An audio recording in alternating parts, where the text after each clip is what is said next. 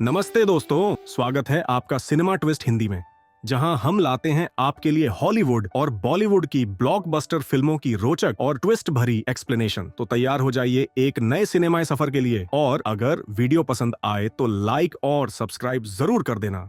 Film की शुरुआत होती है एक धमाकेदार सीन से। थैडियस रॉस, जो पहले अमेरिका का टॉप जनरल था, अब देश का प्रेसिडेंट बन गया है।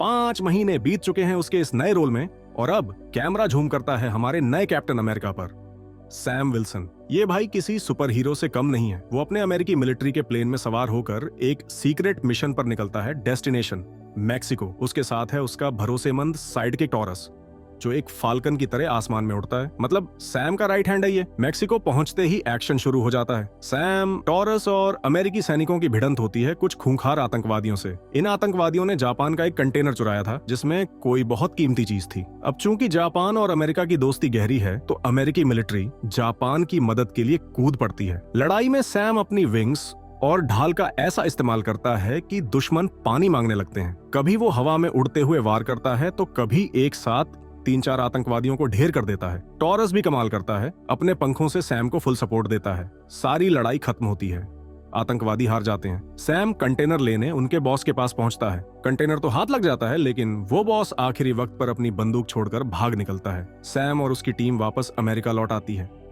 इस मिशन के बाद सैम और टॉरस की जोड़ी सुपरहिट हो जाती है। टॉरस ने गजब का साथ दिया था, और सैम उसे अपने सबसे पुराने दोस्त से मिलवाने ले जाता है, ईसायाह ब्रैडली। सैम टॉरस को बताता है, देख भाई, ईसायाह पुराने जमाने का सुपर सोल्जर है। मेरे कैप्टन बनने से पहले वो भी ढेर सारी जंग लड़ चुका है। टॉरस हैरान हो जाता है, लेकिन सैम एक ट्विस्ट डालता है। ईसायाह कैप्टन अमेरिका बना था, लेकिन उसे 30 साल तक जेल में डाल दिया गया। टॉरस का दिमाग घूम जाता है। वो ईसायाह से पूछता है, अंकल आपने तो कमाल कर दिया था, फिर जेल क्यों? ईसायाह उदास होकर कहता है, बेटा, मैंने कई मिशन सक्सेसफुल किए, लोगों की जान बचाई, देश को नुकसान से उबारा। मेरी वजह से लोग मुझे चाहने लगे। लेकिन अमेरिकी सरकार को पसंद नहीं आया कि एक अश्वेत आदमी इतना फेमस हो जाए। इसीलिए मुझे जेल में डाल दिया, और 30 साल तक मुझ पर एक्सपेरिमेंट चलते रहे। यह सुनकर टॉरस का दिल पिघल जाता है, और वो ईसायाह को सलाम ठोकता है। तीनों की दोस्ती पक्की हो जाती है। अभी ये लोग चिल कर रहे थे कि सैम के पास एक कॉल आता है। कॉल से पता चलता है कि प्रेसिडेंट थैडियस रॉस ने व्हाइट हाउस में एक बड़ी मीटिंग बुलाई है।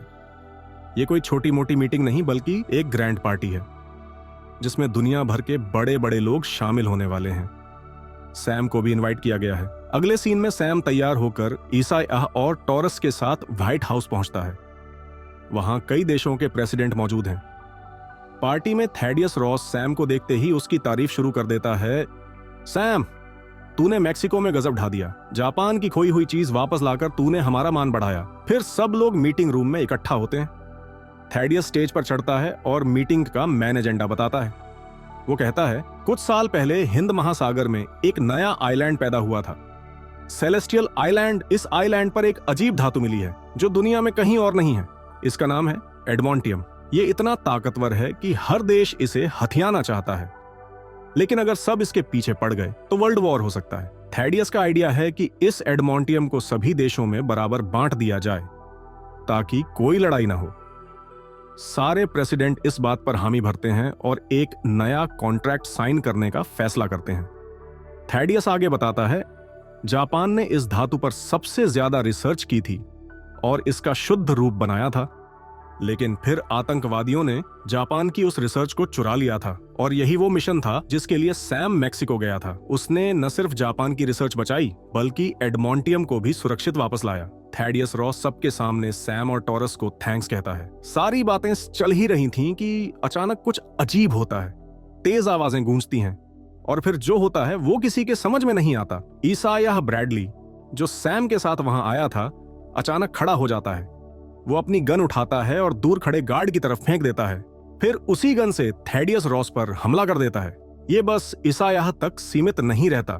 थैडियस के 4 गार्ड्स जो वहां सिक्योरिटी के लिए थे, वो भी अपनी बंदूकें निकालते हैं और सब पर फायरिंग शुरू कर देते हैं। अभी तक थैडियस किसी तरह बच जाता है। हालात को कंट्रोल करने के लिए सैम फौरन ईसायाह के पास पहुंचता है और उसकी गन छीनने की कोशिश करता है। बाकी गार्ड्स भी उन हमलावरों को रोकने में जुट जाते हैं। वहां अफरा तफरी मच जाती है। तभी एक लड़की की एंट्री होती है, तेज, ताकतवर और खतरनाक। वो हवा में उड़ते हुए उन हमलावर सैनिकों पर टूट पड़ती है, एक एक करके सबको ढेर करने लगती है। पता चलता है कि ये लड़की थैडियस रॉस की पर्सनल सिक्योरिटी गार्ड है। आखिरकार सैम, टॉरस और इस लड़की की मदद से सारे हमलावर गार्ड्स और इसायाह को पकड़ लिया जाता है। सैम फौरन इसायाह के पास जाता है और गुस्से में पूछता है, ये क्या था अंकल? तुम थैडियस को मारने की कोशिश क्यों कर रहे थे? मैं जानता हूं तुम ऐसा कभी नहीं कर सकते। क्या हो गया तुम्हें? सैम बार बार सवाल करता है, लेकिन इसायाह के जवाब से सब हैरान रह जाते हैं। इसायाह कहता है, सैम, मुझे कुछ याद नहीं, मैंने ऐसा कुछ किया ही नहीं, मेरे दिमाग में कुछ भी नहीं है। लेकिन हमले की वजह से इसायाह को जेल में डाल दिया जाता है। सैम उससे वादा करता है, अंकल, मुझे यकीन है तुम बेकसूर हो। अगर तुम्हें कुछ याद नहीं तो इसके पीछे कोई और है। मैं सच ढूंढूंगा और तुम्हें बाहर निकालूंगा। सैम अब इसकी तह तक जाने का फैसला करता है। वो टॉरस के साथ व्हाइट हाउस के सीसीटीवी फुटेज चेक करने पहुंचता है। फुटेज में कुछ चौंकाने वाली चीजें दिखती हैं। मीटिंग शुरू होने से पहले इसायाह अपने फोन पर कुछ देख रहा था। अचानक फोन की स्क्रीन पर सफेद रोशनी चमकती है। ऐसा ही उन 4 गार्ड्स के साथ भी हुआ था। और एक बात और, हमला शुरू होने से ठीक पहले एक अजीब सा म्यूजिक बजा था, जैसे वो म्यूजिक ही ट्रिगर हो। ये देखकर सैम और टॉरस के होश उड़ जाते हैं। क्या कोई इसायाह और उन गार्ड्स को कंट्रोल कर रहा था? क्या वो पांचों बेकसूर हैं? सैम अब ठान लेता है कि वो उस शख्स को ढूंढेगा जो इस सब के पीछे है। वो टॉरस से कहता है, भाई, अब हमें उस मास्टरमाइंड को पकड़ना है जो थैडियस पर हमला करवाना चाहता था। सैम अपनी गाड़ी में बैठकर निकल पड़ता है। रास्ते में अचानक उस पर हमला होता है। गन लेकर कोई सामने आता है, वही आतंकवादी लीडर जिसे सैम ने मैक्सिको में हराया था। वो बदला लेने आया था। सैम उससे भिड़ता है और 2 मिनट में उसे चित्त कर देता है। लेकिन अभी सैम की मुसीबत खत्म नहीं हुई थी। तभी उसका फोन बजता है। दूसरी तरफ से एक अनजान आवाज आती है, हाँ, तूने इसे मार दिया, लेकिन जो आगे होने वाला है उसे तू रोक नहीं पाएगा।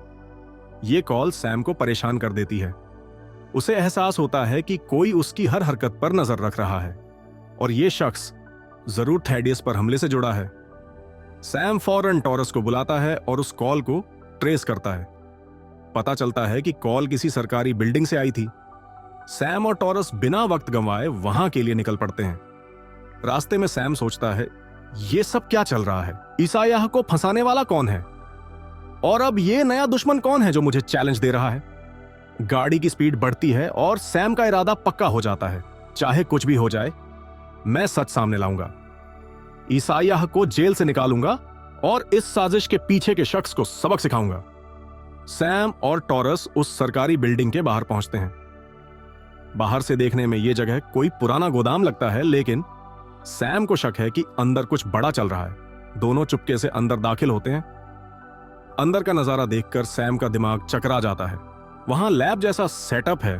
ढेर सारे कंप्यूटर, स्क्रीन पर अजीब अजीब कोड्स चल रहे हैं और कुछ लोग सफेद कोट में इधर उधर घूम रहे हैं। सैम टॉरस को इशारा करता है, भाई छुप जा, पहले देखते हैं ये लोग क्या कर रहे हैं। दोनों एक कोने में छुपकर नजर रखते हैं।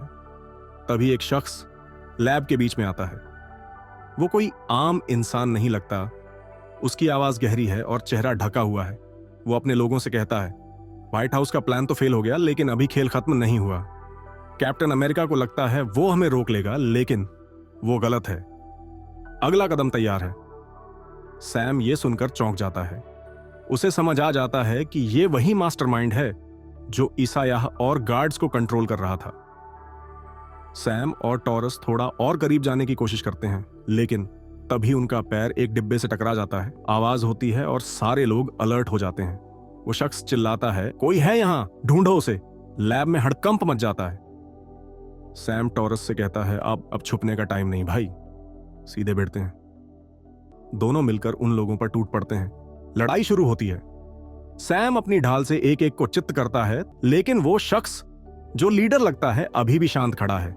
सैम उसकी तरफ बढ़ता है और चिल्लाता है, तेरा खेल खत्म, बता दे तू कौन है और इसायाह के साथ क्या किया। वो शख्स हंसता है और कहता है, सैम, तू बहुत जल्दी गुस्सा हो जाता है। इसायाह बस एक मोहरा था, असली खेल तो अब शुरू होगा।